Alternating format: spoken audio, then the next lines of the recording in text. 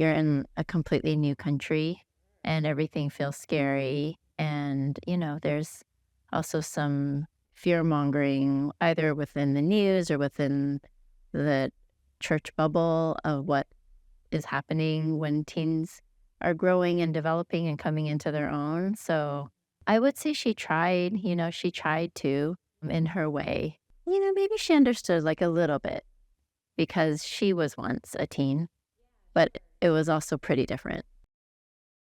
Thank you so much for interviewing with us, Rachel. We're super excited to dive into your stories. Can you tell us about where you were born and what that place was like growing up? Okay. I was born in Calgary, Alberta, in Canada.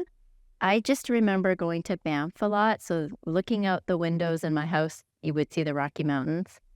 And most of the community that I was with was my parents' Chinese immigrant church and private Christian school that they sent us to that was all white. So those were pretty much my two kind of growing up memories from where I was born. But I also moved a lot. Oh, I see. How long did you live in Calgary? I don't even think a year. And then we went to South America, Suriname, South America, for about a year and a half, 2 years. And then we went back to Calgary. And then we went to Hong Kong for 2 years. And then we went back to Calgary. So those memories of like the city I was born would have been those times that we went. Whoa, that is a lot of movement. Yeah. So after going to South America, then Hong Kong, and then back, did you stay in Calgary? Then we stayed there for a year, and then we moved to Toronto. Oh, okay. Yeah, when I was in 4th grade. Whoa, okay. So Toronto, 4th grade. How long were you in Toronto? I was in Toronto for longer. We were there from 4th grade through high school. So when I graduated, grade 12. Whoa, okay. So where would you kind of call like home base out of all those cities? I would call Toronto because I think a lot of my growing up in middle school and high school was there. That's where a lot of my close friends are still. Yeah, so Toronto. Yeah, describe to me what Toronto was like growing up there. Toronto is super diverse. I moved there late 80s and grew up there all of early 90s through mid 90s. And Hong Kong was the whole 97 when Hong Kong was going to be handed back over to China happened in 97. So a lot of immigrants from Hong Kong. So yeah, I lived in the suburbs and it was still pretty diverse. Like my group of friends were from all over Trinidad, Jamaica, in the area that Philippines, in the area that I lived, there weren't as many Chinese immigrants because we lived in a little bit of a suburb. But some of the schools where a lot of my friends went to, they would have their announcements, for example, in English and then French and then Cantonese because that's how many immigrants there were. That's a lot. So we lived in the suburb, but then there would be parts of Toronto where you would feel like you're in Hong Kong because everybody spoke Cantonese and most people, English was their second language. But then we would also go downtown into the heart of Toronto to take piano lessons every week. So we get a taste of that. Tell me a bit about your relationship with your mom and what that experience was like, moving around so much. My relationship with my mom was, I think growing up, when I think about it, I have warm memories and I also have some scarier memories. So it would be where I would go to her when I was feeling scared. I remember going to their bed to sleep in their bed, but it was also a pretty strict upbringing with I would attribute some of that probably to maybe partly culture and also the conservative Christian kind of bubble that my parents were in. So sometimes it would get a little scary too, in terms of like spanking or maybe unprocessed pain that my mom would have we would experience some glimpses of that. Was there ever a change or shift in you and your mom's relationship where you started to express a bit more or share your opinions more? Is it always just you kind of kept it down regardless? I think I would try to, but then it would be difficult for her to receive. But I do think we're at a point now where she is understanding a little bit more, just because I've tried to, be really honest and understanding of where she's coming from. Like when you've never had a space to have that, it's hard to offer that to other people. Yeah. 100%. As a teenager and relating to your mom, do you feel that she understood you and who you were as a teenager? No, probably not.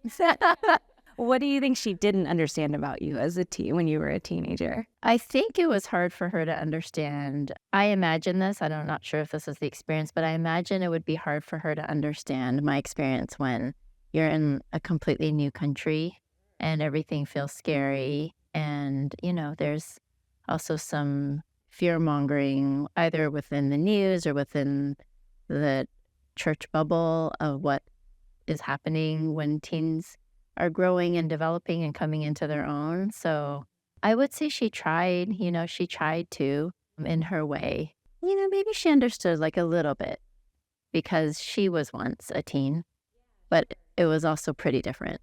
Do you have like a favorite memory of you and your mom? There's one that comes to me. I think I was younger. I remember being young and like being bored sometimes when we were at different events. And I would just lay down in her lap, and then she would, happily just like allow me to do that. Or So your mom has raised you and you're processing all this, and then you have your daughter. And remind me your daughter's name again. Gabby, Gabrielle. after my dad. Oh, no way. That's so cool.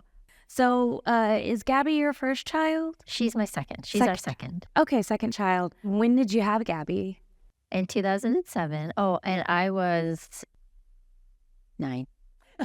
So it took me a sec. So you're 29, you're almost in your 30s, you're 28, sure, and you're about to have your daughter, you've already had your first kid, so you probably have some thoughts about motherhood going into this, but this is a daughter. Yeah. So can you go back and recall what that experience was like, as you think about having your daughter, as you're raising your daughter?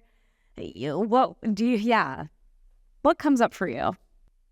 I probably wish I had a little more awareness back then, if I really am honest. And at the same time, I remember, I clearly, distinctly remember finding out she was a girl and being so thrilled about it. Yeah. Why? I don't know. I was just so excited. Yeah. Yeah. I was really excited. And I just remember staring at her when she was in her little boppy pillow, which is like the thing I would use to breastfeed, but then I would put her there after. And I just was so delighted. Has your perspective changed about your daughter as she's grown up, over the years, and how you relate to your daughter? Yeah, I think they're always teaching us. Like we just came across this video from during pandemic. So she was in middle school and now she's a junior in high school. Yeah. And I just continue to be so delighted with how I just feel like I can't predict, what they're going to be like. My mom has always been really great at celebrating us and celebrating different milestones for us. So I think at different birthdays or different graduations, I do think about her and how much fun she would always try to give us during those times. Aww. What do you hope for your daughter? Yeah, what do you want for your daughter? What do I hope for her? I hope that she will be able to authentically be herself fully and have the space to discover who that is, and that she can know that there is a secure, always welcoming space for her in our relationship. Mm. Yeah, and I hope that she can see fully how she is seen by others and by me, just the goodness of that. I think I'm probably still in process, of individuating. For me, I think what helped was honoring my mom's story and her part in my life, seeing both the gifts and the challenges, and seeing listening to just that inner compass, I feel like, as I'm, getting older and older, that there's just some things that I'm very clear I don't want to participate in. And there's some things I'm maybe not always very clear what I want to participate in, but there's certain things where I'm like, no, I don't really want to be a part of that. And just honoring that and following it, wondering what that's about. I think that's what's probably brought me to where I can see that individuation a little bit more clearly.